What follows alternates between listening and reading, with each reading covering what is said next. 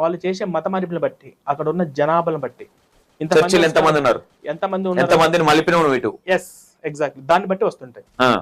ఇప్పుడు నరేంద్ర మోడీ ప్రభుత్వం వచ్చిన తర్వాత అవి ఆపించారు, ఆయన కూడా ఇంకొక రూట్ లో వస్తున్నవి. ఎందుకంటే మీ మీద ఒక ఎలిగేషన్ ఉంది, ఈయన క్రిస్టియానిటీ గానీ ఈయనకి ఏదో జరిగి ఇట్లా చేస్తున్నాడని బొట్టు పెడుతున్నా. మరి పెట్టండి అన్నా. అయ్యో, మిమ్మల్ని బొట్టు కూడా రెస్పెక్ట్ చేస్తలేదండి. అయ్యయ్యో, వద్దొద్దు, ఆయనకు పెట్టొద్దు అన్నట్టు. చక్కగా బొట్టు పెట్టుకొని మాట్లాడదాం. బొట్టు ఉందా నాకు? ఉంది. ఉంది, ఉందా? మీకోసం ఇంకోటి పెట్టుకుంటా. ఓకే, ఇక్కడ నేను ఏమంటే ఇక్కడ బైబుల్లో బొట్టు పెట్టుకోకూడదు ఏమన్నా ఉంది.